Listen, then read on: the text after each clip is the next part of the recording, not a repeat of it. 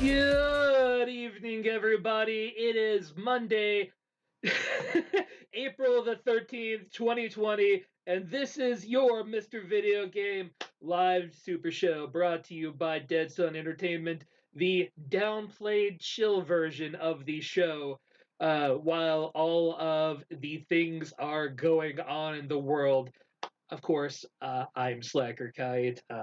I push buttons so that the three of us can all talk about video games and stuff. Who are we? Well, of course, we've got on deck. It's always he is always here with us in life, love, and spirit. It is Brian, aka Wonder Boy. I like that life, love, and spirit phrase. That really works for me because motherfucker, do I got some fucking spirit. Okay, I'm not going to bleed too much into my two worlds here that I mainly cover, but safe to say that the governor of Florida has pulled some supreme bullshit today with fucking deeming WWE an essential business. I swear to fucking God. It is oh god, it's so dumb. Sorry, I did not this happened like a half hour before we started streaming, so I'm still wrought with the fire of it. But I'm gonna put that fire aside for now, or better yet, let it fuel my my video game criticism for the next hour and a half or so. It's just also stupid. It's also stupid. Other than that, though, I'm doing okay. You okay there, Brian? It's I'm okay. No, it's not gonna get as bad as the food rant, Kelvoran. I honestly, I've already written a lot about this for other places, and so this is just the latest thing that's going to make me want to throw up. There's been a lot of those lately on things that aren't necessarily show related, but I join you on the things that have wanted me to make me throw up lately. But Yes. let's digress from that. Of course, also joining us, as always, well, as usually, I should say, most of the time, just like the rest of us, it is Lindsay, aka Lady Marilyn. Hi. Hi. I swear I have inhaled so much cleaning product over the last 8 days that I can't catch anything. Nothing? Are you mainlining that hand sanitizer? No, I've been doing a deep clean of my entire apartment, so we are calling this the quarantine clean. Oh. Nice. And I'm pretty sure that my blood or my cleaner has some blood in it in my system now. Like it's wow. I've been inhaling Pine Sol. You've been inhaling Pine Sol, or you've been huffing Pine Sol? Inhaling unintentionally. All right. It's lavender scented. It's lovely. Ooh, that's actually pretty good. I like that. So we know what Marilyn has been doing. Brian, should we do your talk first or my talk? What do you think? Do you want to lean into the absurd first, or do you want to talk about some really good video games first? Let's start with this absurd, because I guess like my stuff more falls into the other stories we have later. So okay, so if the two worlds that I cover mainly didn't bleed over as much at the beginning of the show, it's going to do even more so now, because with the coronavirus pandemic going down and all of the major sports organizations shutting down their operations for the time being, one that has actually found a new avenue to continue their events has been auto racing, most notably NASCAR, Formula One, and Indy car racing. because I think even people that are like tangentially familiar with the racing game community know that there are like some super hyped up simulation versions of these sports in game form that a lot of people compete in on the regular in the iRacing scene.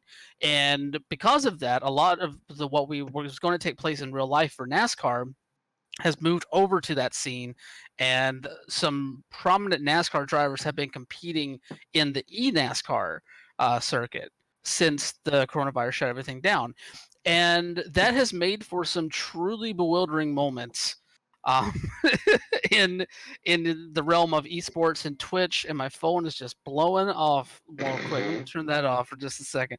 Doodaloo doo.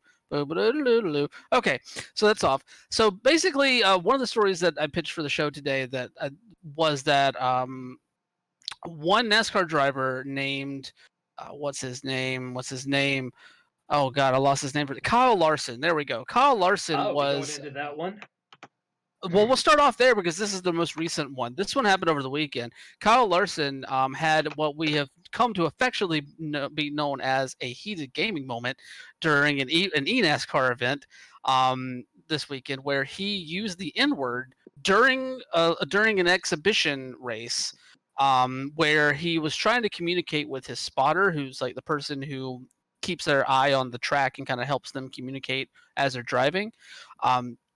And apparently he couldn't hear his spotter, so he just started kind of getting more and more frustrated about it, and didn't realize that his audio was going out to all the other drivers that were competing with him and were doing so on their own Twitch streams as well as his.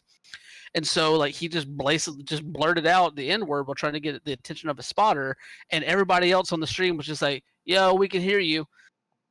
Yo, we can all hear you. Literally, one of the drivers literally just said, "quote yikes," unquote. So, like, and since then he's been suspended by NASCAR. He's been suspended by iRacing. He's been suspended by his team, Chip Ganassis Racing. Basically, everybody's suspended the dude. But the thing is, this isn't the first time something like this has happened. Last week, Bubba Wallace, a fairly prominent NASCAR driver, actually rage quitted during a televised race. I'm sorry, what? Yes. So Bubba Wallace, who is most well known for being like one of the first really like somewhat successful black drivers in NASCAR, during his stream he ended up getting intentionally bumped by another driver, Clint Bauer. And whenever he got spun out by being clipped by him, he basically just like said, I can't deal with this shit anymore, and rage quitted and just said like bye and unplugged everything, and his Twitch stream went dark. The dude, this race was being televised on the TV. It was on the Fox Sports, if I'm not mistaken. And it was being televised, and he rage quitted during the thing, and then immediately got dropped by a sponsor.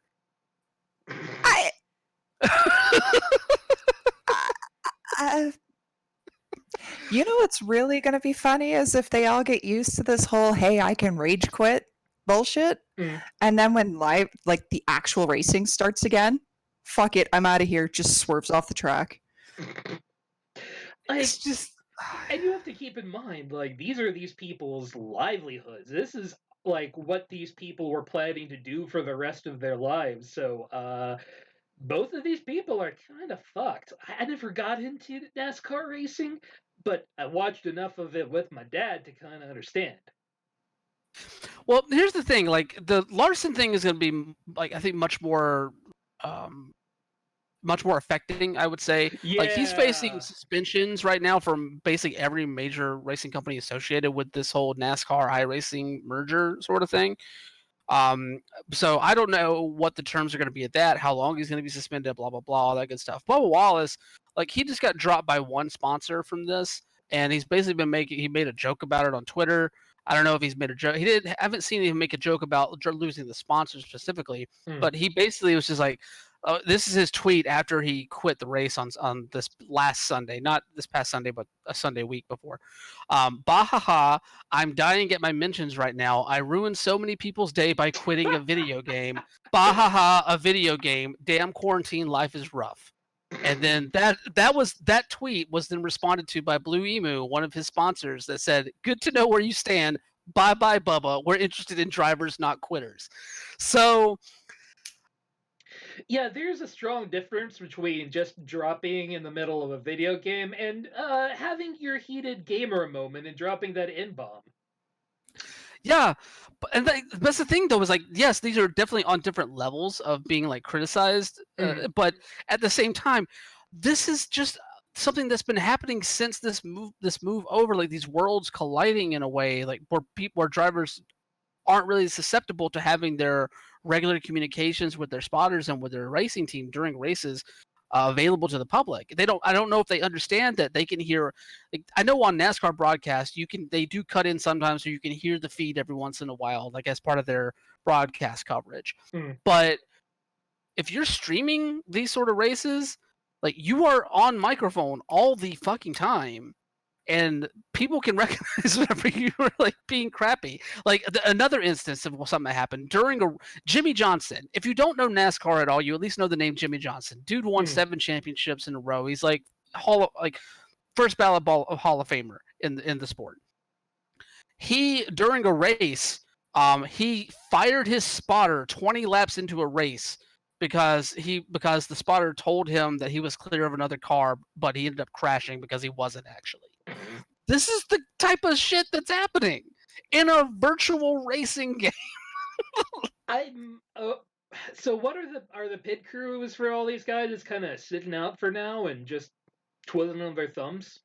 To my knowledge, yes. I mean, I'm sure like they're probably still being paid in some way because of the racing teams and whatnot. They're still getting some revenue off of this, but like, it's just so weird, like just the way that the way that the sport has moved online in this way, and just seeing how like the world of traditional sport meeting with esport and birthing this strange baby that doesn't know exactly how to walk yet in a lot of ways. It's just been a very odd thing to watch over the past month. And I had to talk about it because we had a flux of this dumb shit happening over the past 2 to 3 weeks, and it's been great. It's been hilarious to watch in some ways. I'm not saying it's great that Larson dropped the N-word. That's not great, Andy. Let me rephrase that. That's not great at all in any way, shape, or form. It's not. But it's been a very interesting thing to watch. It's piqued my interest in auto racing for the first time, and I can think of for a fucking ever. I'm not gonna lie. Yeah, there's been a lot of changes to media that have been kind of amusing in weird ways since, especially watching YouTube as much as I do. All of these professional YouTubers with their lights and their studio and all this hot shit suddenly doing at-home recordings. It's great. Even the late night talk show hosts doing their sets from their living room. Hell, today I watched Sanders and Biden have a talk over politics basically by Skype and brought together. So this is a weird fucking world. Oh, I know. We just saw like this past Saturday, Saturday Night Live did an episode where everything was recorded on like Zoom. Yeah, so it was weird. 2020 is a strange year. Yeah. Yeah, no, it definitely is. So I had to get this stuff off my chest though. I've been holding this in and I couldn't hold it in any longer. This has just been so weird to watch. Yeah, no, completely understand it. So let's just continue with the weird. So I've, of course, when I'm not working, which has been a lot, but still, you'd be surprised maybe that I've been playing video games. I know, right?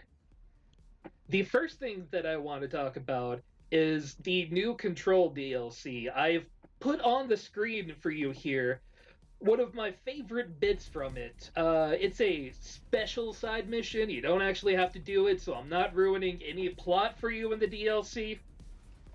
But if you aren't familiar with Control, the game is about this government agency that is basically unknown to the entire world. And this lady, Jessie Faden, wanders in and accidentally becomes the director.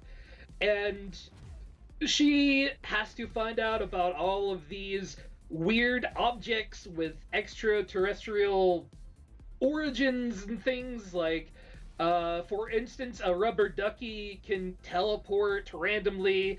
A fridge can draw people to it and make them watch it until their eyes bleed, that sort of shit.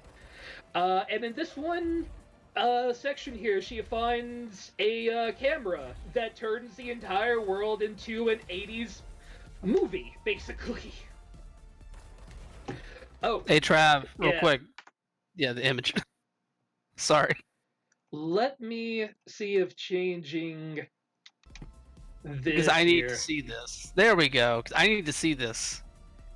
Yeah, it's a whole on rails section that basically starts the moment that you try to do something with this film thing, and all of a sudden the lights all go neon, and you get this like dance music going, and this is just one of the many things that happens that is just bizarre in it. And this DLC is mostly about the origins of the agency and all of that great shit. And the lore, if you played the game and were really interested in it, is great. I'm going to say that the actual gameplay maybe isn't the most dynamic and changing, but fine, YouTube. I will show you in regular fucking browser, you piece of shit. I will not full screen it. You happy, YouTube? This is the way we gotta play these things from now on. Hooray! But if this awesome psychedelic bullshit here of Jesse in all of this neon Tron glory with this badass song playing and shit doesn't sell you on the Control DLC if you love the initial game, I've never actually played DLC to like a AAA released game before, other than, you know, Warcraft and shit. This shit was solid, and I can't wait for the Alan Wake DLC that's coming in the middle of summer. No, this looks rad as all hell. Like, this looks like... I'm honestly, Control's been a game that I've been wanting to get to eventually. Obviously, financial reasons. I don't know if that's going to happen anytime soon. But other than that, like, Control's a game that's really been on my radar, and seeing they are leaning even further into the oddity of it is awesome to see. Like, that this is perfect. If this is what AAA DLC is going forward, I'm into it. I there have been plenty of games that I actually enjoyed a lot of the DLC that was put out. Like, I point to like Mass Effect 3, Mass Effect 2, BioShock Infinite. Like, those games, I really liked the DLC that was put out for most of the DLC that was put out for them. So I'm actually interested. Why haven't you played DLC much for a lot of AAA stuff? I almost never go back to games once I like beat them until like 10 years later. I'll usually end up going back to a game that I really liked. But for the most part, once I'm done with it, the idea of going back to it, even for DLC, is just kind of meh. But this is a world that has so much chaotic energy to it. The gameplay maybe isn't the most amazing thing, but it's all that weird, what is it, SPC? SCP? All of that weird bullshit about finding items that have strange extraterrestrial origins, and this game makes it.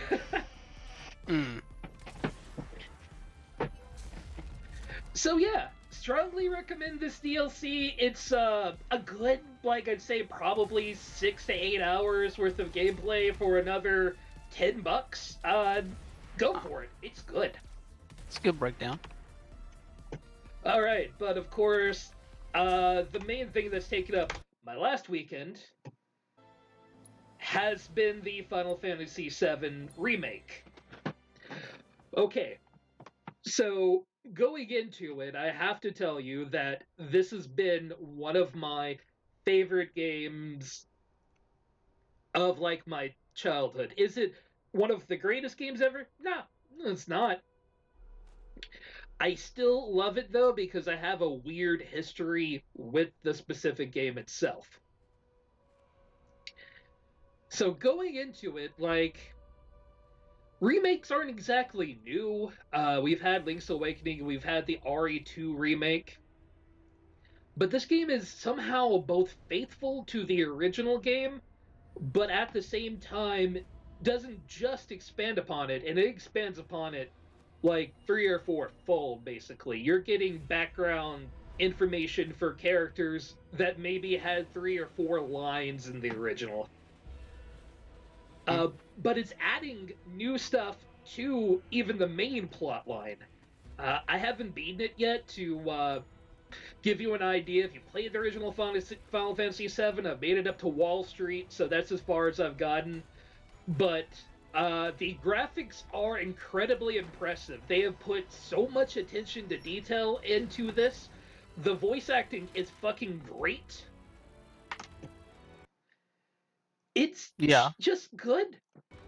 It is everything I could have honestly hoped for. Obviously, they completely redid all of the gameplay for a more modern aesthetic. It's all active time.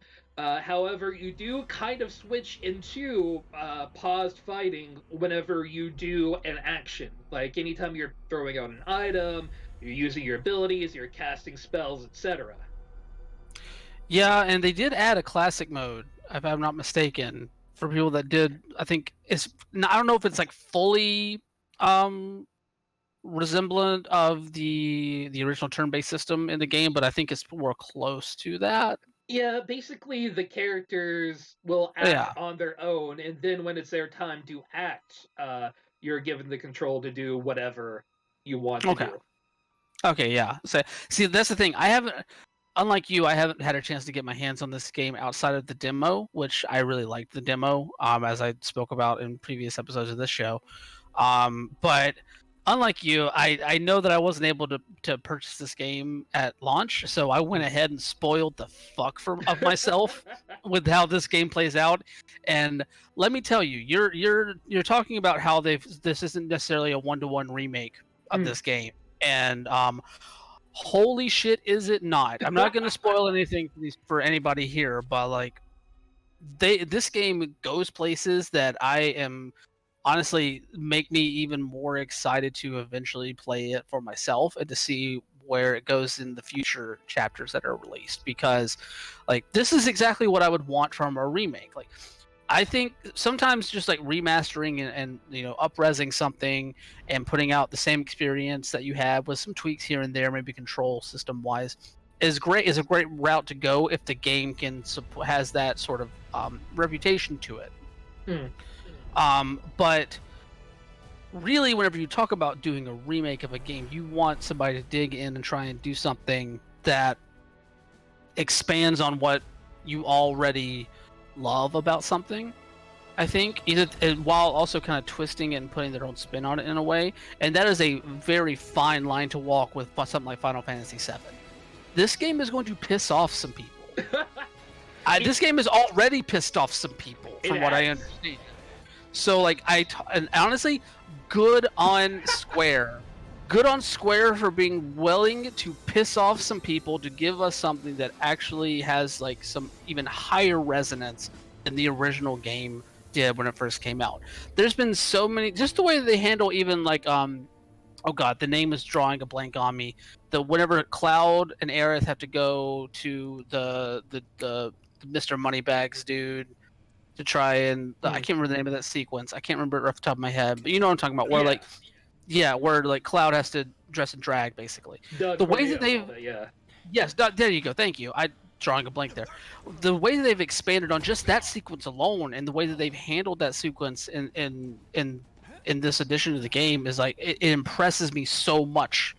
Like, it impresses me so much. The dude who continually rails on how Japanese games portray LGBTQ characters and LGBTQ coded material, and I think it's a travesty that in that same game they still make Barrett the fucking stereotypical bullshit that people have been criticizing him for being for the past 25 years. They did do some things to Barrett that I really like. He is basically the one that gives the big speeches, the guy that cheers, that makes people want to fight for the cause. He really is great at just getting people to hear out the plight of people within the city. There's a part on the train that in the original, as far as I remember, Barrett just walks into a train compartment and tells everyone, "Get the hell out of here." In this one, he starts and has an argument with a bunch of people from Shinra about the plight of the people who live in the Undercity, and that all of their crap about Shinra United, we are all in this together, is bullshit, since people are literally dying from all of the sludge and toxic stuff that comes from the upper city into the lower city, and that the planet is dying because of their actions. Yeah, and I think that's where this game really separates itself apart from other remakes, is that it's willing to take the material from the first game and really expand upon it. It's willing to like take those little moments that were just like a few lines of dialogue in the original game and blow it up into this giant like world. This game, it builds this world better than the first game did, and that's one of the things that a lot of people liked about the first game so much. You know, like especially how it expands on a lot of characters. I cannot tell you how much I fucking stan Jesse in this game. Jesse is so good. I love what they have done with Jesse, and I will forever and ever. I love Jesse's just like constant like cannot hide the crush that she has on Cloud throughout the entire like the first like 4 to 5 hours in this game. Forgettable in the original. She has no role whatsoever, and in this, she is put almost made into the spotlight at parts. You're coming with us. There's a reason why I'm talking about Jesse. That's what this game has done. It's made these other characters much more relevant within the story and the themes of what the Final Fantasy VII wants to do. You know, like I really like what they've done with it.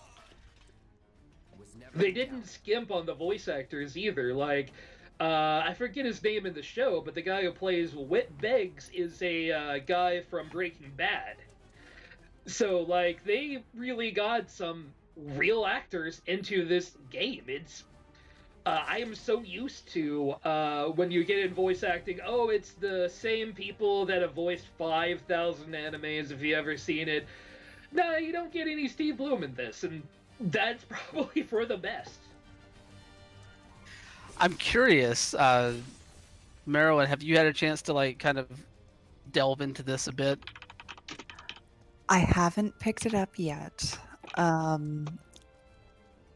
but just because like I really have no experience with Final Fantasy series at all. I may have played like 10 minutes of Crystal Chronicles on the DS.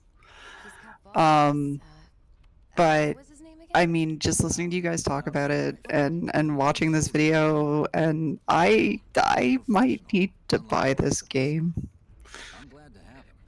Oh, another artistic touch I love about this game is that all of your main characters are still in their like weird techno soldier dumb buster sword bullshit like clothes, and then everybody else is just like in leggings, just like regular ass clothes. Like nobody else dresses like this. They're just all like walking down the street. Everybody else is like a t-shirt and jeans. It's like, what the fuck are you wearing? Yeah, they have really kept some of the traditional things in RPGs, that most of the NPC characters kind of blend in, wear similar clothing, and then your main characters wear this weird fucking bandana in all the Avalanche people, and then like hobble together armor. And Oh, it's just shoulder pads for days. Just shoulder pads for days with these people. Oh god, still living in the 80s and early 90s? Yeah, this game sufficiently lives in the future the 90s imagined, and I am fucking for it. You know, they say the dreams of the 90s are alive where I live. Fuck that. They're alive in Final Fantasy VII. This game reeks of 90s energy. Like all of the TVs are 90s CRT shit still. People are still like in these huge industrial places. The only real like technology that would be semi-modern is everybody in Shinra seems to have a cell phone. That's about it.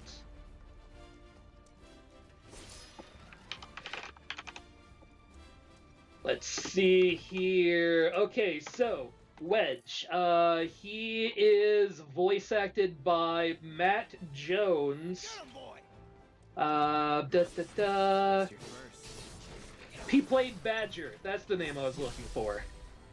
Oh, okay. Yeah. And it's kind of interesting seeing Cloud himself went from being, you know, a silent protagonist that just goes along with everyone else into this full actual character that has an actual arc, even in this, you know, one part of a longer series. Oh yeah, and honestly, that whole setup kind of plays into how much this game does set itself apart from the original in a lot of ways. I mean, there's so many ways where this game like plays with what the source material is giving them. So, like, I know I made the joke the last time we talked about this about how like we all know how it ends, so like how are we gonna be spoiled? I'm like, I was fucking wrong. I admit I was fucking wrong. Yeah, like, and I think this sets a new bar for what a remake can be, right? We've seen so many companies milking that 90s nostalgia, but this is the first one to actually take the material and say, no, we're doing something completely different with it. So, yeah, it's probably the best RPG I've played in a long time. I still don't think it's going to be my, like, game of the year, but it's going to be on the top 5 easy. That's no contest, no qualms.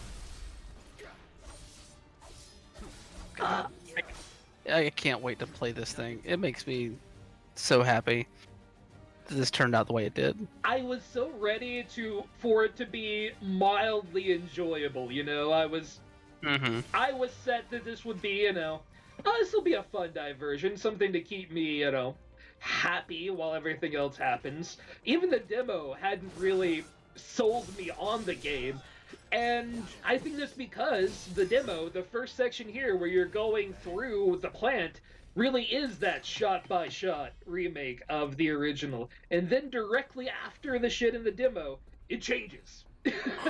Well, yes, but also like the demo is very combat heavy, and this game is not about the combat. Like the combat is good, and it's a very vital piece of the game. But this game is about relationships between characters. This game's about story. This game's about, you know, themes and like subliminal discussion. Subliminal is not the right word, but you know what I mean. Like underlying discussions about different topics that they're touching on here and there. Like this, the demo does not accurately represent what this game is doing on the whole, I would say. I have heard so many people as well say that this game has some real big buy energy going on and can kind of agree. Fuck yeah. I love the part where Barrett tries to get Cloud to dance with them after they have a victory. It's just fucking adorable. It's great. There was a really good piece written on. Let me find the writer's name real quick. There's a really good piece written on Uppercut about like this about Final Fantasy VII being sort of a. Oh God, I don't want to make sure I don't like phrase this incorrectly. So let me pull up the article first here. All right. Well, here we go. So go ahead.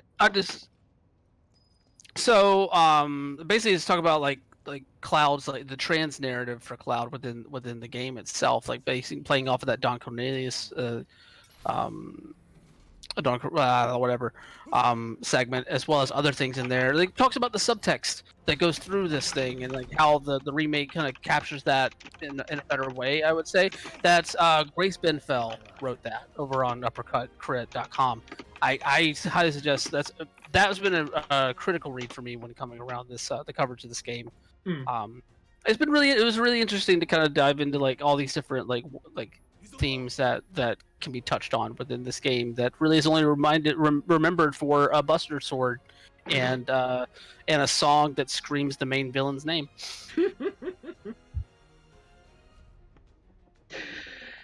So there you go. I mean, if you played Final Fantasy VII back in the day and liked it at all, I think you owe it to yourself to try this. I'm not saying this is the greatest RPG of all time, but it's definitely the best one I've played, at least in the last decade. Alright, we ready to get into some newsy type news? If you got it, throw it. Hell yeah, I got some news. I know someone who can get us the passcode. So, of course, what I would say is probably the biggest thing that has been mentioned, and this isn't really a huge fucking game changer at all, but people have been all over this with their opinions, from having a goose honk button to trying to find ways to reskin it. The PlayStation 5 DualSense has been announced, a slight move away from the DualShock with these interesting second color plates going on, and they kept the touchpad. They got rid of share for the honk button, whatever that means. I don't. It's actually called the create button, but yes, we call it the honk.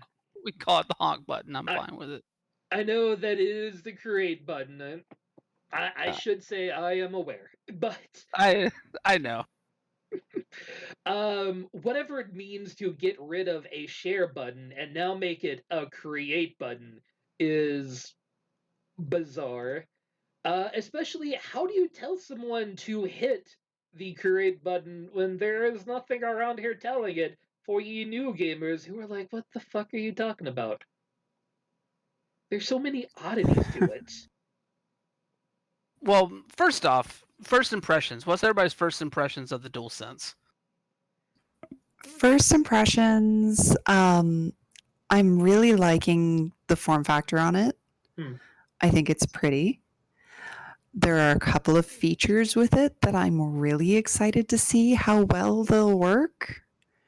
But I'm still really pissed off that they kept the goddamn touchpad. I'm just glad they kept the headphone jack in there. They did add in a microphone inside of the controller now, so you don't have to use that weird dangly bit whenever you're playing your online co-op games. But, yeah, I don't think it looks very pretty, to be honest with you. But even worse, I've seen so many people like trying to redo this where the whole thing is matte black instead of two-tone, and it looks atrocious when you have it set up that way to me.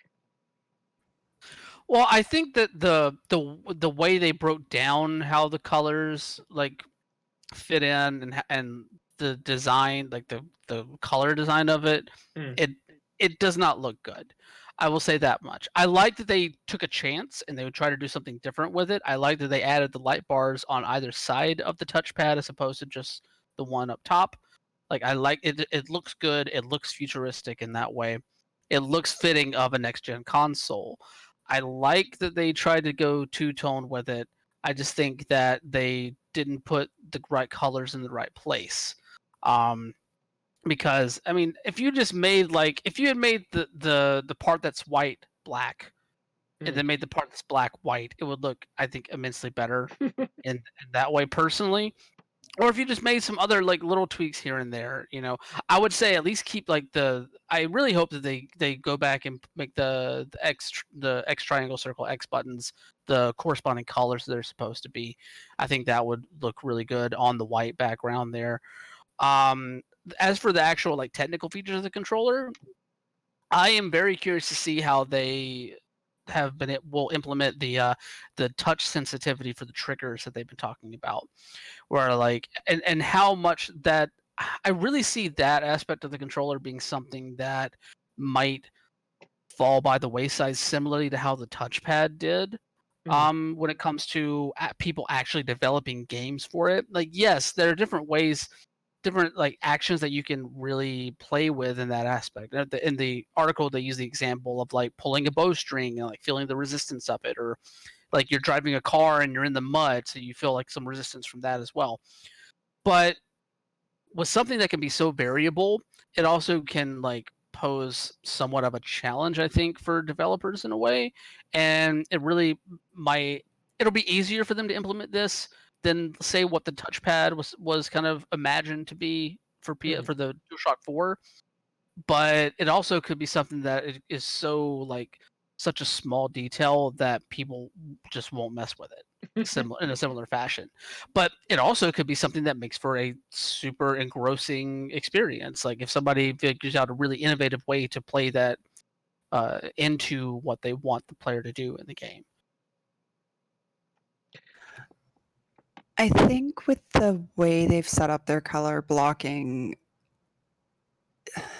it's going to be a pain trying to keep this clean. Like, consider how grungy your plain matte black controllers get. Now imagine being able to actually see that. God, just think about all those old Xbox 360 controllers.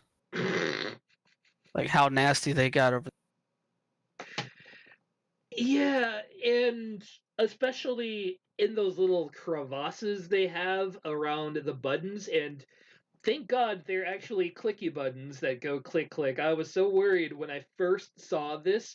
I went instantly, oh no, because I thought they had done the thing that the Steam controller had done, where instead of buttons you have a little action pad area, and God, fuck that. Fuck it hard. Yeah, I mean, the fact that they still retain physical buttons, I mean, that's the only reason I go for like a controller versus playing a game on mobile is, I mean, I need that feedback of actually being able to feel where those buttons are. So I'm not staring at my fingers the whole time versus, like playing Armajet on your phone. It runs really well, it's really smooth, but it's really difficult for me because I keep sliding my fingers or my thumbs off of where the virtual joysticks are. So, yeah, the fact that they're actual physical buttons, and Pi makes a good point, the haptic feedback, I'm really excited to see how they pull that off. Yeah, I mean, like, Nintendo's made pretty good use of their feedback in a lot of games so far, so there's a lot of positivity you could potentially put into that. My one thing that I have to say to Sony, though, is you keep saying this is a huge departure from the other DualShocks. How? It's not like Nintendo coming out and giving you, hey, it's a fucking TV remote now. Oh, it's two odd, janky controllers side by side. It's a touchpad now. It's the DualShock, but you kind of curved it a little bit nicer, and you did some weird things with the funky colors, and you moved some buttons around. I mean, it's all branding. That's all that is. Like, yes, they've made some changes, but like drastic, no. But that's what they have to say. They're trying to sell something new, you know. I mean, they've changed the name of the controller for God's sakes. They haven't made a controller that's not DualShock since like what 1999, I mean 2000. Yeah, they had something that was temporarily not DualShock branded. I don't remember when. It was either the PS2 or PS3. It was slightly rebranded, and then they went directly back to DualShock. Yeah. I mean, the fact that they're going DualSense means they're really going to be pushing that whole haptic feedback thing because, like, they're saying you're going to be able to tell in like your racing games the difference between driving on pavement and the different and hitting gravel. So having it DualSense kind of makes sense. No, I completely agree with you on that, and I think like that's what's gonna looking at the controller. No, it doesn't look like a big departure. But whenever you actually have it in your hand, that's probably where some of that messaging will like play out in real life for a lot of us, I think. Yeah, it just looks too smooth when I take a look at it from what they've given us so far, and the last thing you ever want is greasy gamer palms where shit slides slightly. So I'm hoping that isn't the case ever for long sessions with this, but I mean, Well, it does. to be fair, in today's climate, everybody should be washing their fucking hands. So Also true. just keep your hand sanitizer next to your DualSense, and you'll be fine. Just remember, every 30 minutes to an hour, just reach over, squirt, get your hands good, and then go back to your gaming session. Exactly. But yeah, there's been some other news for what is coming out in the next time period. Resident Evil 4 is apparently being remade in a oddly divisive broadcast going on. I have seen so many people saying that RE4 didn't need any upgrades. Why are they doing this? And a whole lot of talk around Resident Evil 8 being next year, whereas Resident Evil 4 will be 2022. All of this odd stuff around what teams are working on the game. It's been a bizarre story to find so far. That a company that is almost completely outside of the realm of Resident Evil 4 is apparently working along with it.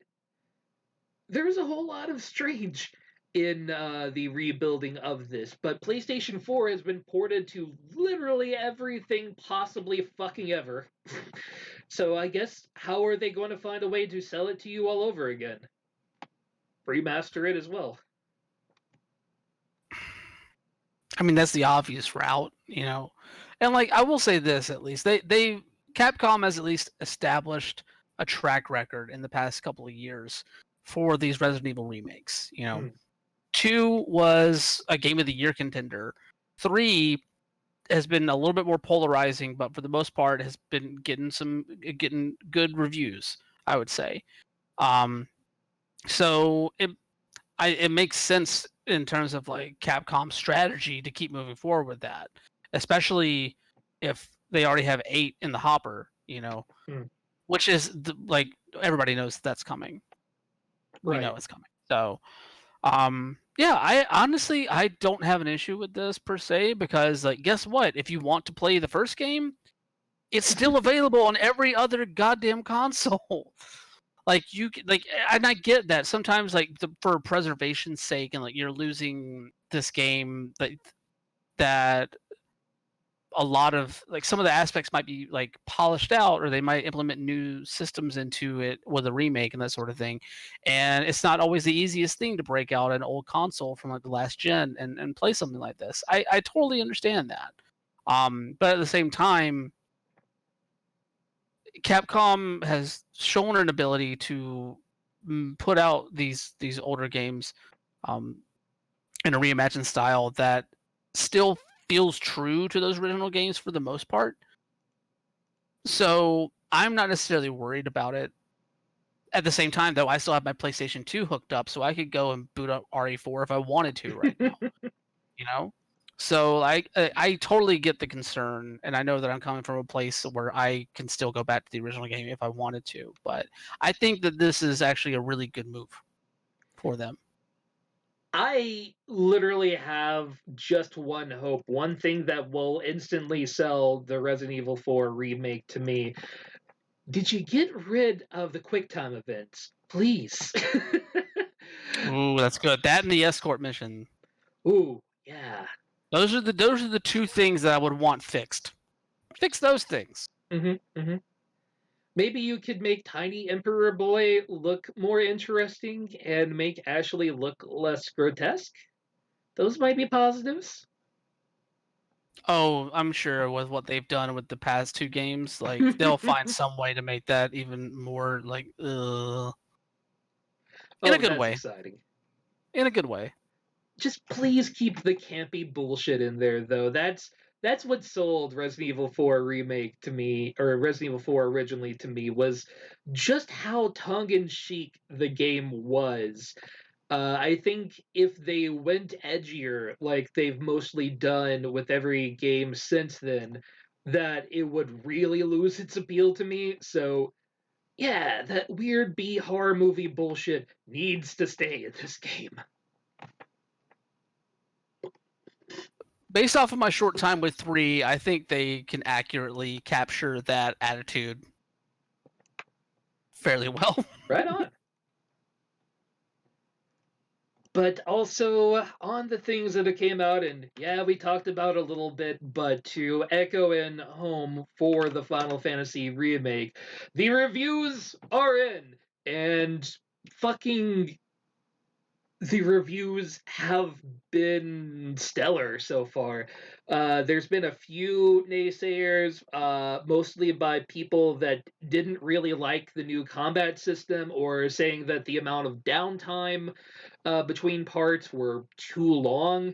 I kind of enjoyed the downtime more than the big action events. The little moments wandering around town and talking to its citizens and really learning about the slums itself have just been great.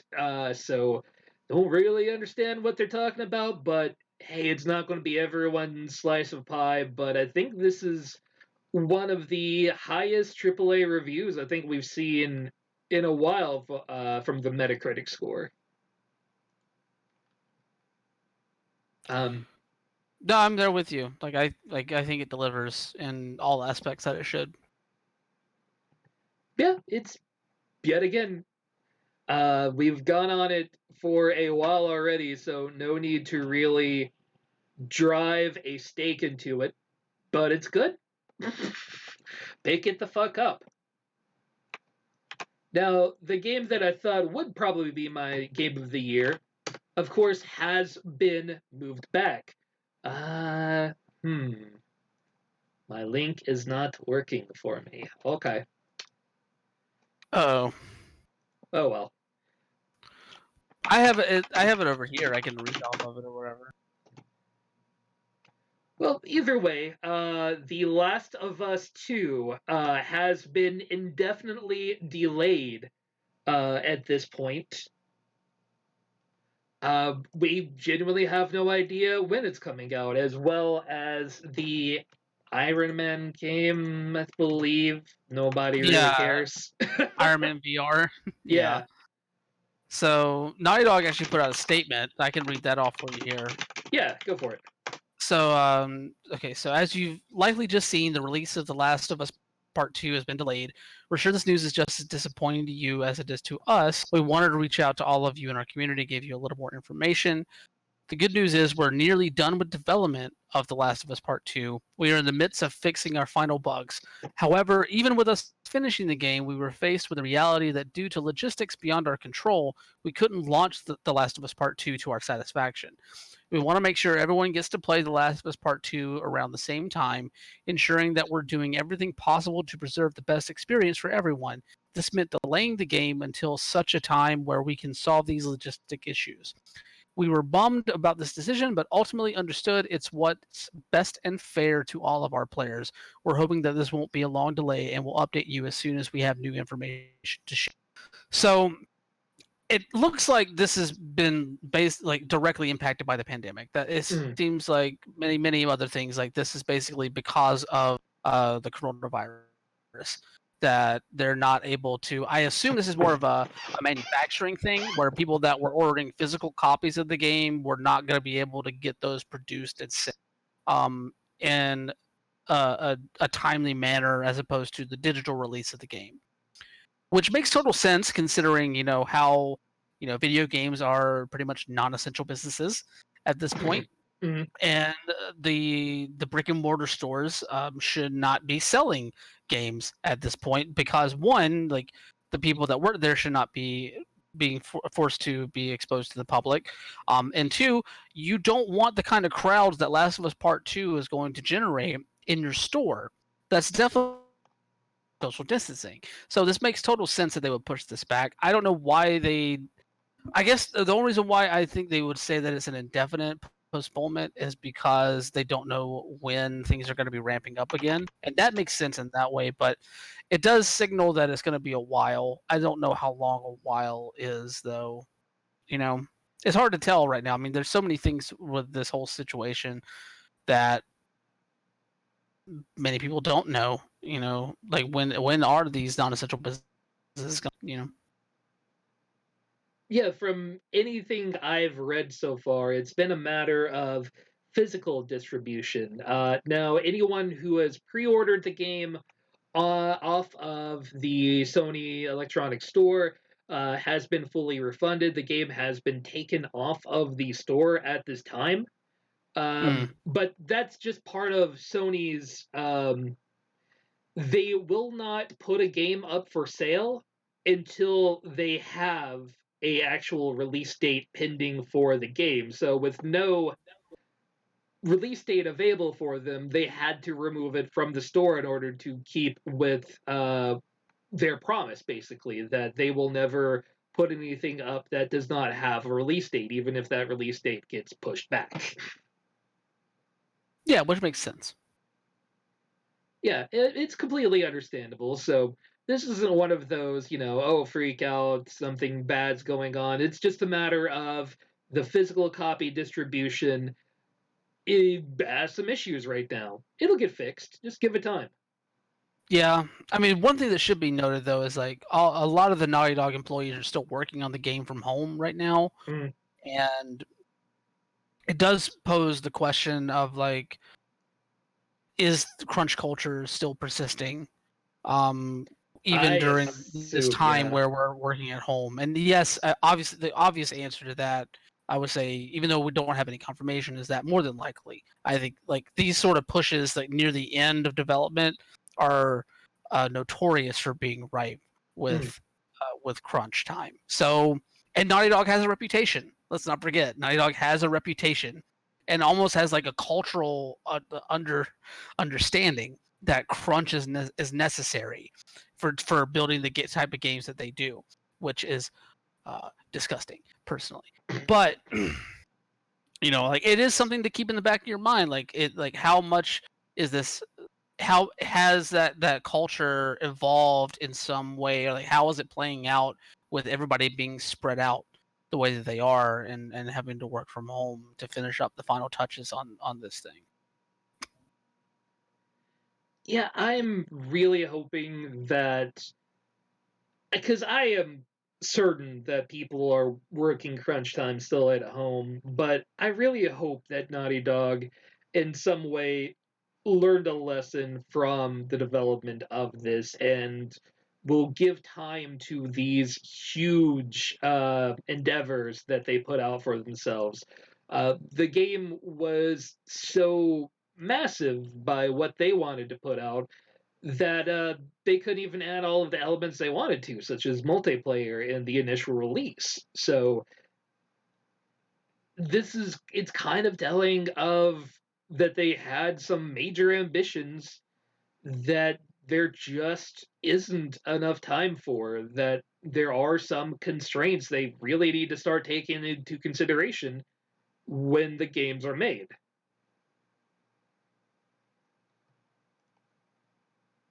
Yeah. Either way, of course, that is not the only thing that has been affected by this. E3, we already know at this point that there won't be a physical E3 this year. There will be a 2020 online experience. And E3 2021 is basically been scheduled to happen as a reimagined E3 that may have more or less online stuff. Um, but of course, several developers have stated that they will do their online stuff at that upcoming point. And yeah, digital presentations are still going to come out, but there really isn't going to be anything that you could really call E3 in any form or shape of reality. They're just doing these online conferences. Nobody is going to have those chances to meet and work together. So it's a huge loss to a lot of people. I mean, there are places that are doing stuff like, I know like companies are doing their own presentations, and IGN has their Summer of Games thing where they're kind of gathering a lot of the developers that might have been there to kind of showcase their stuff. But the ESA has nothing to do with any of this. So like E3 2020 is canceled. E3 2020 is it's the one like void on the E3 history calendar, and it's odd, especially considering I want to know why. I know why they went ahead and announced dates for next year, but I really want to be like a fly on the wall in that Zoom chat, where they're discussing what that is going to be, and with another year to rethink all of the criticism that they have gotten about how they were going to approach this year's E3, not to mention the changing landscape after the coronavirus stuff. Like, what is this reimagined E3 actually going to look like? To be honest, they just need to let it die. Ooh, all right. Hot take. Let's do the drastic. Hit me with it. Well, I mean, okay. The ESA has proven time and time again that they can't get their shit together. True. And this whole reimagining thing where you've got Q entertainment and experiences, and it just seems like they're trying to go way too high concept because they know they need to distract people from their failings. Just let it die. Let devs do their own thing. Let them do their own streams. Let them do their own digital presentations, but just kill E3 as a whole. I mean, it is worth, mentioning here, right, that E3 does continue to be one of the largest times when developers come out and start making large, groundbreaking announcements. Like, that is part of the thing that hasn't changed, regardless of how their venues take place, etc. I don't know that it would necessarily be a bad thing if E3 refocuses more on the online thing and keeps, the ESA keeps it going. They may need some people to better watch their login users listed, rather than all of the name drops that they have done so far. Security has never really been a thing E3 has looked into, but if they're doing it online, they may need to consider just how annoying the trolls can be. I mean, yes, definitely. But like, if we are talking about a form of E3 that is physical, like does resemble at least some form of shell of what it's been doing for the past 20 some odd years. Think about how our current situation is going to affect this going forward. Like, we talk about like the Qtainment aspect of it. Like, are we going to be wanting to wait in those long ass lines crammed up against each other to play stuff? Are we going to want to try and push so many people into one place like this? I know we're a year out. We're over a year out, and we could be in a completely different place with the coronavirus situation by that point, but these fears are still probably going to linger for a while, and they're going to affect decisions going forward in some ways. So how much of that is taken into the planning of this reimagined E3?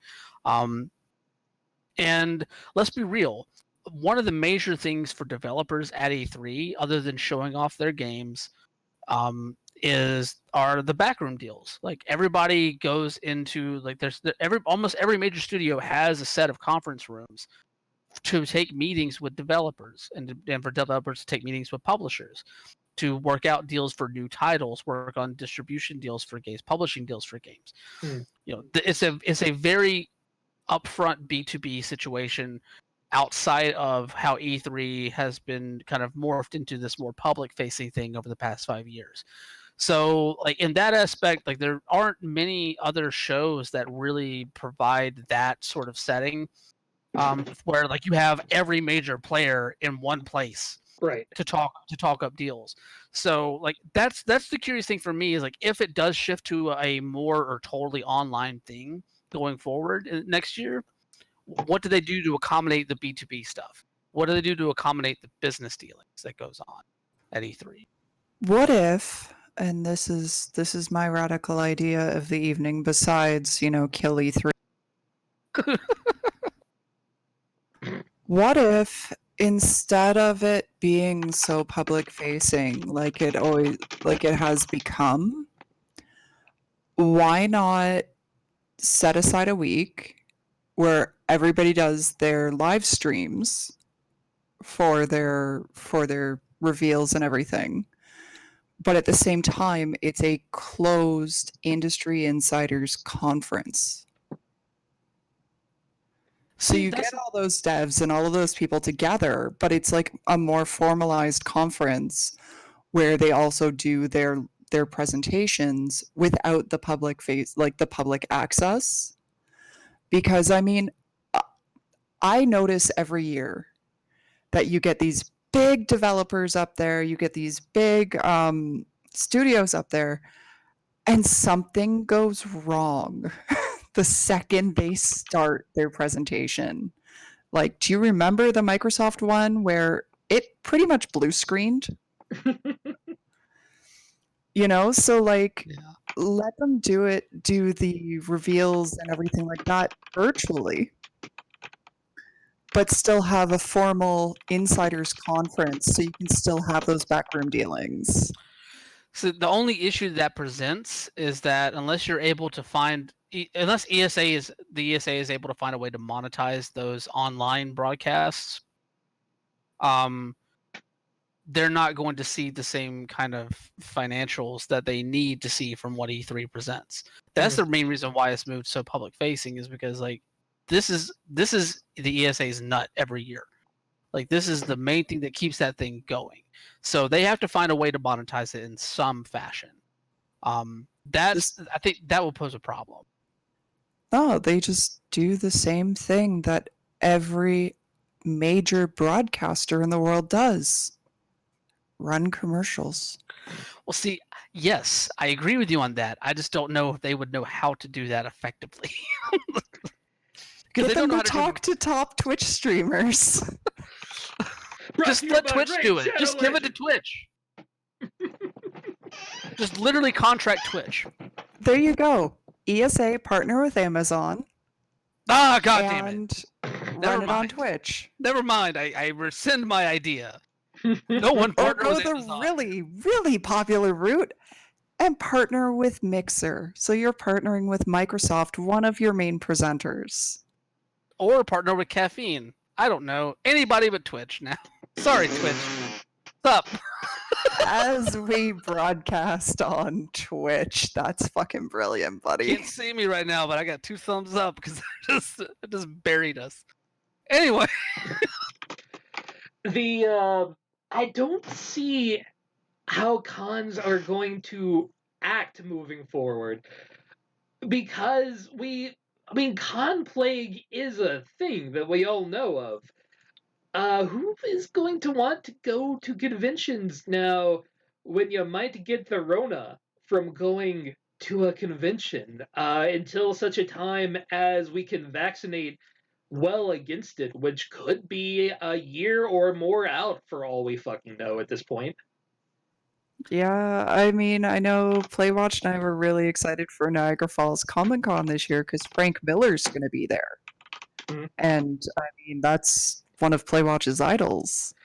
Yeah, And, Hollis and I kind of want to go to see Elvira, so. Yeah, but like, yeah, they've postponed it to September. this isn't going to be done by September. Probably not. And at that point, Frank Miller needs to cancel because he's in the fucking at-risk age group. We need him around. Please keep Frank Miller around. I love that this little ad, this little recommended is over here because literally it was going to be the next story anyway. Google Stadia has put out 2 free months of the Pro, so you can get Guilt and several other games, Grid, SteamWorld Dig 2, totally for free. And honestly, I've heard like literally fucking nobody jump at the fact that you can get this for 2 months free, which tells me you can't even give this away. I'm not gonna lie. I have my ear to the ground with some of this stuff. I didn't even realize this was happening until yesterday. I am going to echo Playwatch on this. Don't you need the hardware for No. it? Not at all. No, because the only hardware is the controller. Yeah, and even then you can use the Xbox controller, you can use keyboard and mouse. I think you can use the PlayStation and the DualShock 4 as well. Wouldn't surprise me. Yeah, I think pretty much I think most Bluetooth controllers work with Stadia's hardware. Let's see. This article does have a full list of compatible gamepads. Oof. Stadia controller, keyboard and mouse, DualShock 4, Xbox One controller, Xbox Elite. Yeah. It's pretty much Yeah, anything you so- want.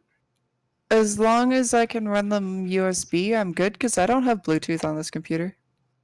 Yeah, should be fine.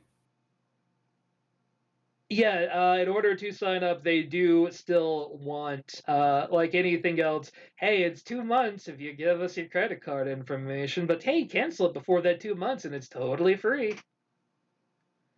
But as well, from what everyone is saying, after the 2-month period that is currently going on, they will likely be putting out the free version of Google Stadia where you can just buy games and not have to have a paid subscription. So they're finally getting the free option rolling out. Correct. Okay. It took long enough, but okay. Yeah, half a year later to not have to have the subscription model for Stadia. Man, they have not done good. Well, I mean, no. Sorry, I started coughing there. No, let's be real. Like, whenever they first announced it, they announced there was going to be a free. So that doesn't surprise me at all. What does surprise me is that a lot of the messaging around it, I think, was that the free version was going to come out around 3 months after launch. Mhm. Or what they called launch, what effectively was a beta. Yeah. So like that's why I'm more just like, okay, cool. It took you like forever, but I mean forever relatively, but still. At least they're making good on it. It's better than some things that have gone to the Google graveyard. So Yeah, they're definitely still trying, but it all does feel a whole lot like too little, too late. I don't know anyone who gives a fuck that Stadia exists. Eh. Yeah, even this graph, like, try out for free, and still 1 out of every 3 people are willing to consider a free version of this whole thing. So, yeah. Yeah, the Stadia's kind of fucked up. I say as I recently played Guilt, and it's a fine game. It's okay. It's not really worth this, but I mean, I'm not gonna lie. I'll probably sign up to play Guilt just because I've been wanting to play Guilt. But that's basically the only thing that's really drawing me to even take a stab at this free version of it. So yeah, man, SteamWorld Dig is fun. I like it a lot. maybe when Baldur's Gate 3 comes out, I might give it another shot. But then again, you probably have to buy the game on Stadia to play it on Stadia. So what's the point at that point? More than likely, yeah.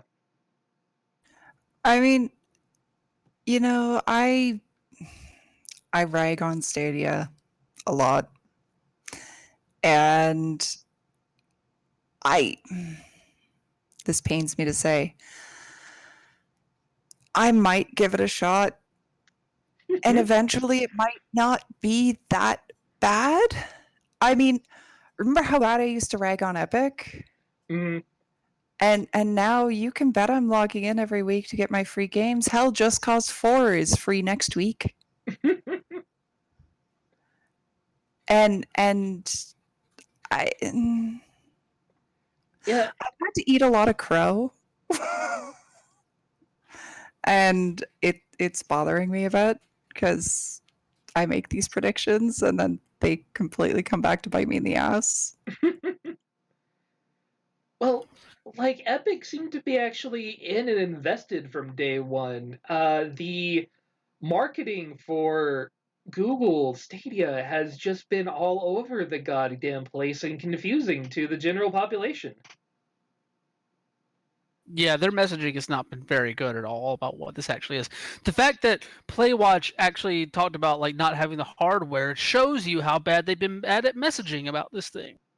Yeah, the fact that the two of us we eat, sleep, and breathe video games, Mhm. and we didn't know. Yeah. Oh, I'm- hey, if you're listening out there, great and powerful Google, I'm trying not to say "hey" and then that word, because my phone will go crazy, as will my home mini. Okay, Google. I've got headphones on. We're good. Um, I did do that to my sister doing a video call. I got hers playing Baby Shark at full volume. Monster.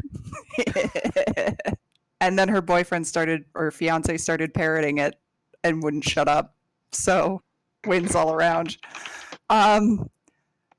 Yeah, so like they've just been too, oh well, you've got to experience it to understand it. No, fucking tell me.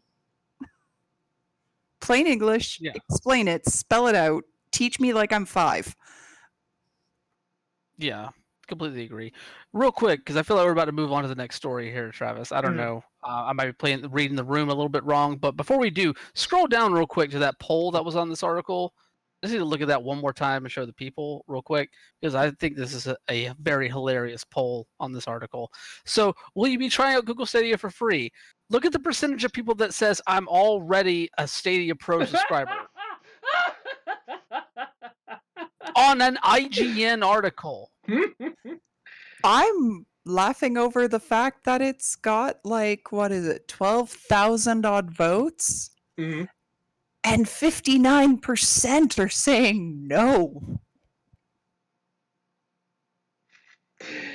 Oh, that is everything right there. That's how few people they could really get to go in for Stadia Pro, because the people who are reading IGN are kind of the core audience they're looking for. Yeah, just to break down the numbers here real quick. Do you know what 3.9% of 12,000 votes is? How much? 468. So we know we have 468 confirmed Stadia Pro subscribers. That's what we call a statistical blip. You're part of a blip, Travis. Speaking of statistical blips, I'd honestly forgot this was even fucking happening. Amazon's MMO that they are working on, that was announced last year, New World, has been delayed also due to coronavirus. Did anyone else remember that this game was coming? I had forgotten No. about it. Then Playwatch and I sat and watched the trailer and went, oh my god, I saw this. And I can't remember where I saw it. I think I saw it for E3, but it looks fucking awesome. And I remember it being one of those ones, I need to play this.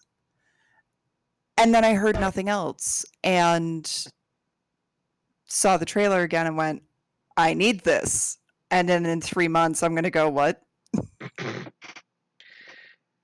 Yeah, this is one of those things like, oh yeah, I remember that. It looked really nice. But no one's heard shit about New World since the announcement trailer a fucking year ago. So maybe it's a good thing to pause? Well, reportedly the game, like there's an alpha running right now that I participate in, to my knowledge. Mhm. So like it's been out there for people that heard about it and were interested in it. Like we can all we might be able to jump into it and just test it out. I'm not a big MMO guy personally, so it's probably not up my, you know, my route, but I don't know. Like it looks interesting. I'm surprised it didn't stick in the back of my head like something that looks this interesting would. I think it's mainly because it was attached to Amazon Studios, and I just still have a trouble taking Amazon Studios seriously until they have produce something. So I don't know. I didn't remember this. I do remember this. I remember us talking about afterwards. Oh, that'd be cool. And what a fucking loss for Amazon right now. I can imagine an MMO would make fucking gangbusters. Oh yeah, with everybody shut in their houses. Mm-hmm. Hell yeah. We all I have mean, the time to raid now. Fuck. I will fully admit that I almost downloaded ESO because they had a free trial that ran till today. Didn't that game go free to play? It did, but it gave you access to like all of the DLC as well.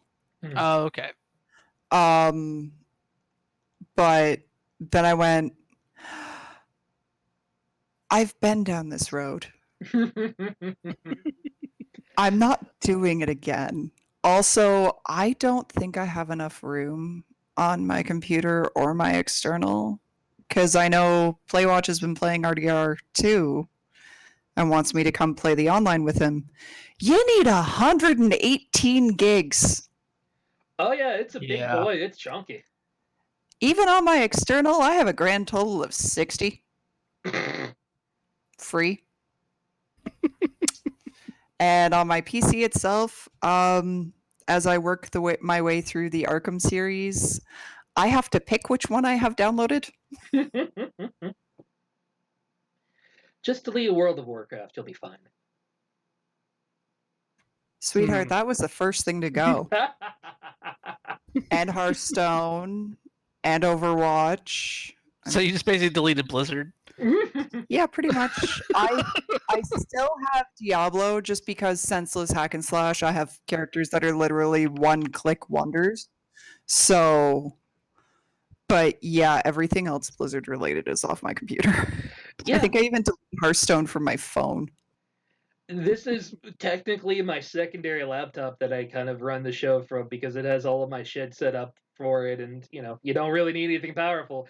But this used to be my WoW player, and it doesn't have anything fucking Blizzard on it. And the new computer, I'm not installing any of it. So yeah, I don't need the Battle.net. I'm good.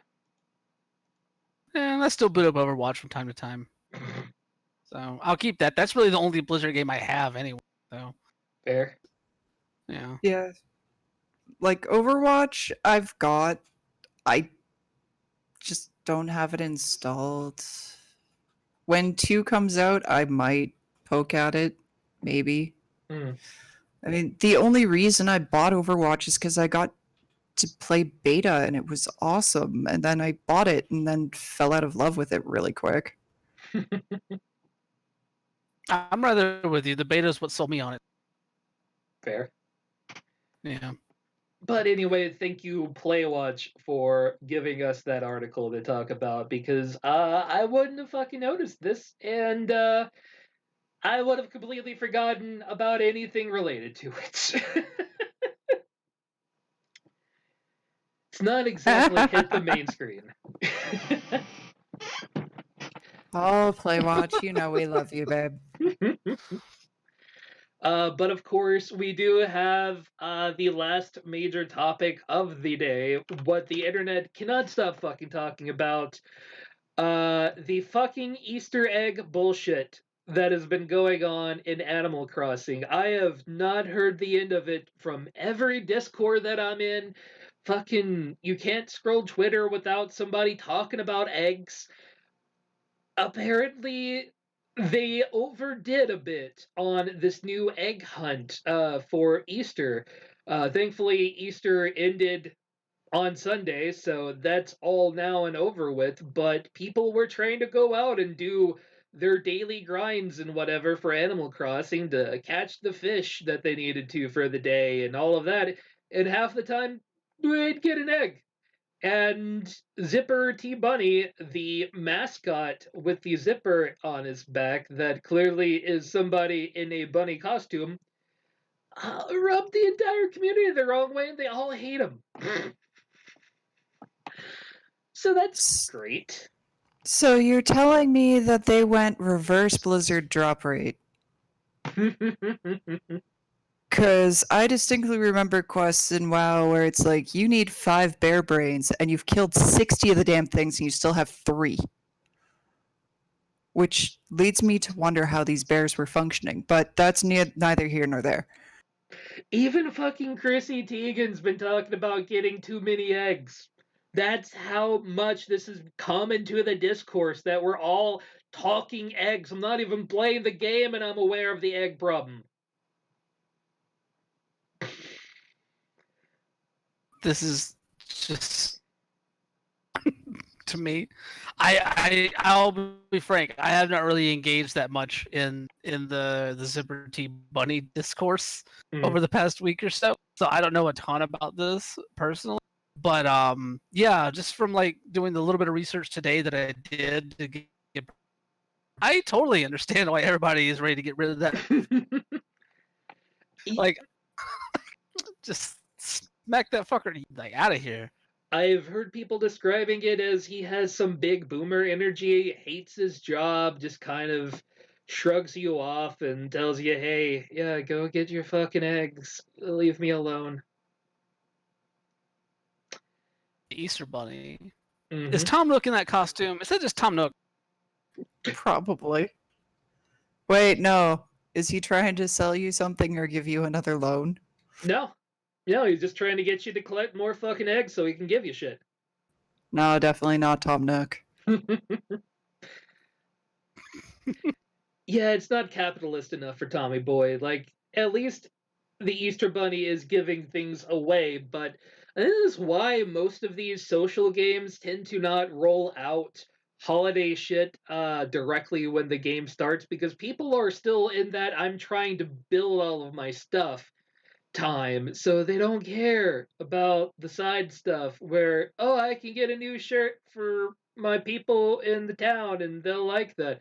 Man, they don't care. They want to build a fucking mansion up in the fucking hills and pretend to be Claire for Bon Appetit and all that good shit. Remake Zelda. Yeah, people want to do that. Not, egg in this trying time. Funny you should mention Bon Appetit. I finally caved to pressure. Started watching the Gourmet Create one and kind of fell down a rabbit hole of horribleness. I don't want to leave. It'll do it. Yeah, I landed on Bon Appetit purely accidentally and have over time fell in love with Brad Leone and Claire and all of those good chef people who are just doing their fuck. It's literally just them filming them doing their job. It is basically The Office, but with food. I want to go to their kitchen just to play. I will say this before we move on to the next Animal Crossing thing. What's more capitalist than giving a bunch of other people meaningless tasks to do that ultimately just frustrates them while you just sit back in a chair and just not give a fuck what you bring? I'm a Tom Nook truther when it comes to Zipper T Bunny. So all in all, the game that everybody seems to love and download, but also fucking hate eggs. So yeah, fuck capitalism, fuck the bunny. There you go. I suppose still speaking on capitalism and whatnot. In some way. Kind of political, getting into Animal Crossing. It has been removed from Chinese real retailers following a whole lot of people playing the game online and doing demonstrations pro Hong Kong. And I don't know if you know this, but the Chinese government doesn't like people talking about things like that. So it seems to have been basically shut down.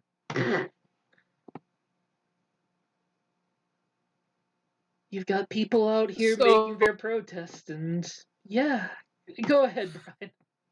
No, you're fine.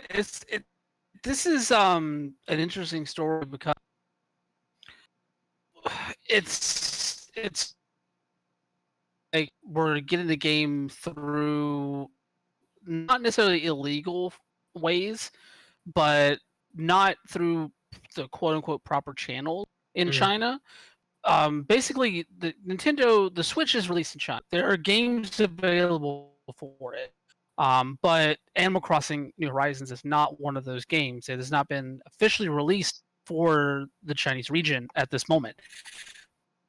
But there were still some retailers within China that were selling the game, and the game was pulled from their marketplaces in recent days because of, I don't know, the government, from what I understand, is basically saying like these companies were not allowed to sell this game within China because it wasn't officially in the region. But obviously, some of the cultural stuff and political stuff that people have probably added to them quashing it at a quicker pace. Yeah, I wouldn't say it's entirely the fault of, the freedom of speech thing, but it did definitely help accelerate it. I imagine you could still do this sort of thing in Mario Kart 8 Deluxe. I'm not entirely sure how, but people are going to find a way. Yeah. But I mean, it makes sense. Like, this is one of the video games have become more and more a tool for protest in ways that are able to financial systems within these countries. Like, it makes sense. We had the whole ordeal with what was the game near the end of last year that ended up being pulled because of the Winnie the Pooh stuff and the mentioning of. Oh, I think this article mentions it. Devotion, I believe. Yes, Devotion. Thank you. We've seen this sort of stuff like sort of pop up more and more over the past few years, especially amongst the Hong Kong protests. So, if that people would find a way to bring that into this game that has a worldwide reach, has an international reach, it's a good way of getting their message out. So, I'm not surprised at all, and kudos to the inventive minds that were able to pull this stuff together in the game. And while it hasn't been officially confirmed that the Chinese content regulation forces were directly involved in the game being pulled, it's usually, I don't want to go that far. I don't want to say usually a safe bet, but there's reason to suspect that somehow the got involved in the game being pulled in that way, just based off of these things alone. I mean, China has gone to extreme realms to try and squash a lot of political dissidence within its country. I mean, even with the coronavirus stuff, like we've gotten reports where they underreported the numbers of infected. Mm-hmm. Like they have no qualms about doing this sort of thing. So, especially if it'll help them control the message or something. So it wouldn't surprise me at all. But I have no reason to believe at this time concrete evidence that they did that. So. Yeah, there's nothing that really says it was completely this, but it has that feeling. China has been a hard market for gaming in a lot of ways, since there's a lot of things you can't just show in general in China. Any sort of gore is completely disallowed. A lot of games, in order to make it to that market, had to completely re-render their enemies in the game to get rid of any deathliness of gore. I remember reading about how World of Warcraft got into China by taking the abominations, the big, nasty, plague-ridden creatures whose guts were spilling out, and completely changed them in order to get through. So I'm not sure, Bladewatch, if it's the same in Hong Kong, to be honest with you. I imagine so, but not entirely certain. So basically, I mean, there's nothing saying that the regulatory boards had anything to do with this. But honestly, if it looks like a duck, it walks like a duck, and it quacks like a duck, it sure as hell isn't a chicken. Very true. Free Hong Kong, revolution now. This is Yeah. Totally on board. Mhm. Also, I think it's very fitting to look at the 3 games that are actually officially available for the Switch in China right now. Mhm. It's just so peculiar. So you have New Super Mario Brothers U Deluxe, Mhm. Mario Kart 8 Deluxe, and Super Mario Odyssey. Those are the only 3 games officially available for the Switch in China right now. Gotta get them imports, son. You can do it. It can happen. Oh no, there are plenty of places in China to get imports, I'm sure. But it's just really interesting that those are the 3. You know? It's Mario. It's fun for everybody. Well, I know, but I figured there would be some other stuff that they would be able to release there. You know, there's plenty of other stuff in that catalog that could be released there. Yeah. It's just curious that those are the 3. It's surprising that there is not even like Legend of Zelda in there. That's pretty family friendly. And you still got swords. True. Either way, that is our last official story for Mr. Video Games, but we cannot end the show without declaring the Mr. Video Game of the Week. That is, of course, the person, place, thing, noun that has done something good, bad, stupid, adjective, that you look at it and go, that is video games. It's not a good or bad title. It is just what it is. It is video games for that period in a nutshell. And the Mr. Video Games of the Week. Hey, we're talking about GameStop again. Because last time we weren't upset enough at GameStop. So they had to get the government to step in to close the Boston, Massachusetts store, while the employees inside of the store were being told by management that you have to wrap your hand in the GameStop plastic bag, tape it lightly around so you can remove it, to hand out those boxes to the customers with a fucking plastic bag. They couldn't even give them goddamn gloves to reach out the door and hand people shit. And they're also being told not to open the door all the way, but to keep the glass between you and the guest, because they're not customers, no, they're guests. So I was hoping I was in a really good place mentally and kind of zen today, and now the rage has come because what the ever-loving fuck, GameStop? Like, you are not an essential business. I don't care how much you want to be an essential business. Just shut down. You should have been bankrupt last year. Stop it. I won't wish bankruptcy on anybody, No. but at the same time, I agree, Marilyn.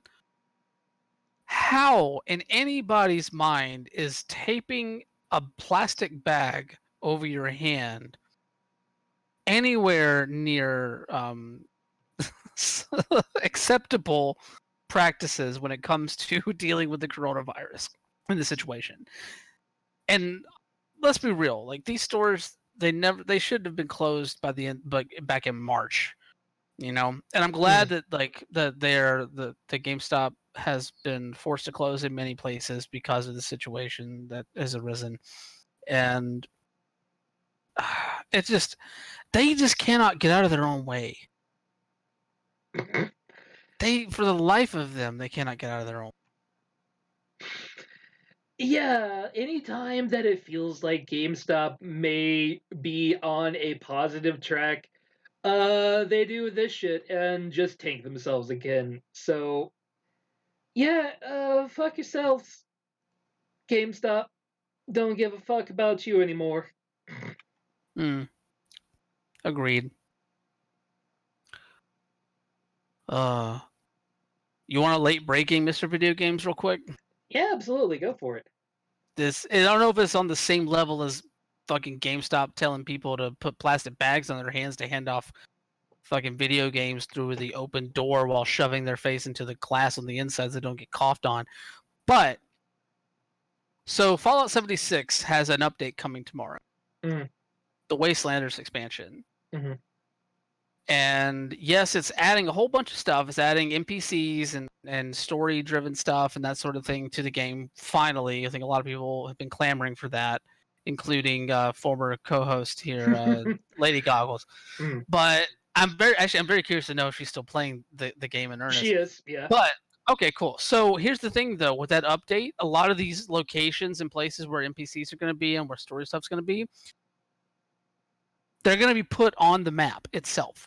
Mhm. And there's the potential for people who have built up their campsites that are elaborate, lovingly built campsites could possibly be evicted from where they are because Bethesda has not released where on like a real detailed look at where these locations are going to be put down on the map. Mhm. And so people could potentially lose their campsites because of the update.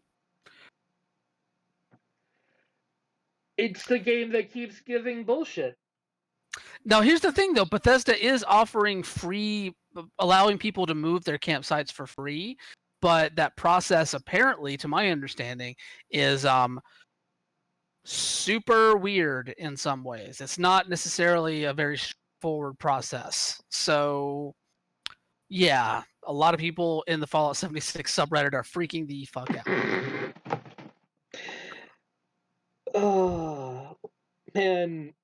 I don't think Bethesda has feet anymore from how many times they've shot themselves in the foot. I think they just got leg stumps.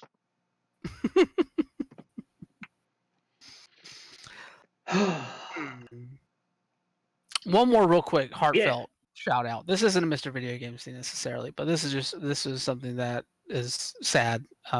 But Rick May, voice actor who voiced Peppy Hare in Star Fox and was also the voice of Soldier in Team Fortress 2.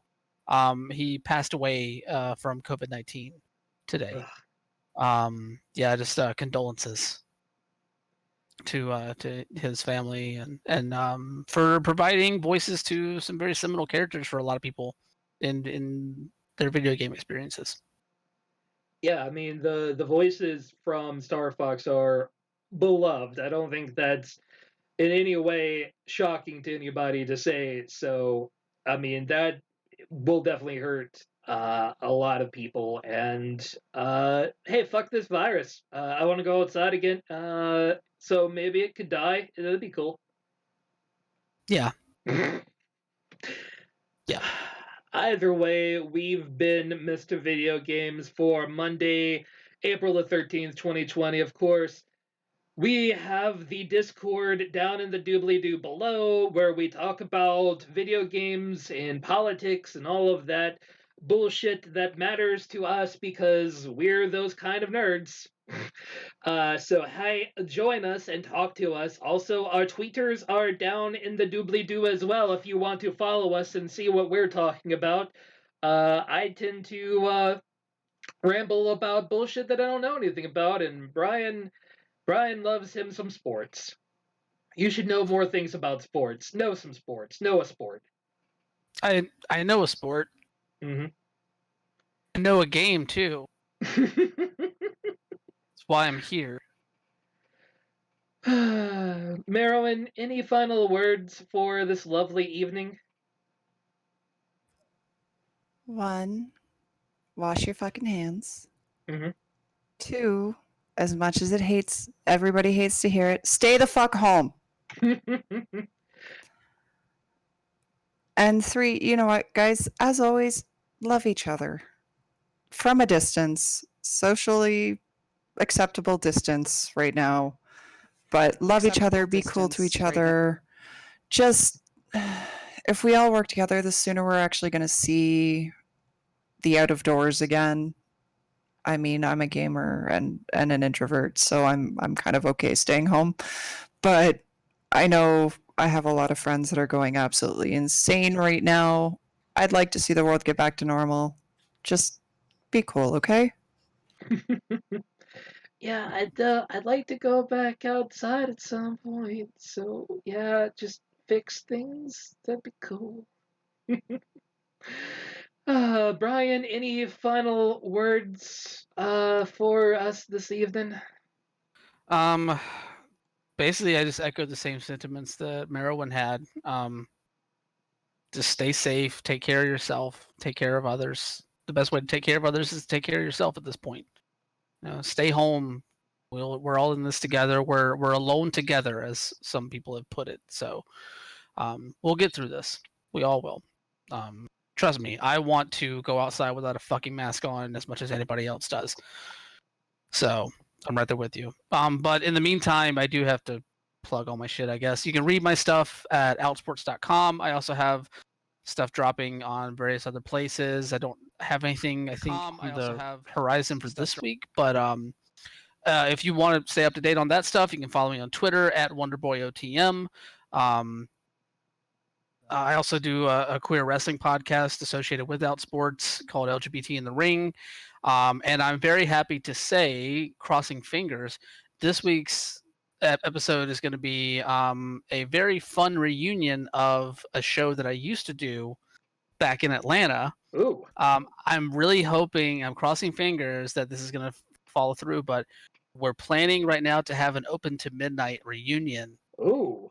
For this week's episode of LGBT in the Ring, for all of the 10 people that remember that show when it was on the internet about 4 or 5 years ago, or about 4 years ago at this point. But yeah, no, it's a fun discussion about queer pro wrestling in general, and it's generally rad. But yeah, like the best place to follow my stuff is on my Twitter at WonderboyOTM. So. All right. Stay inside, stay safe, support your unions, rada rada rada. Have a good night and a pleasant tomorrow. Bye.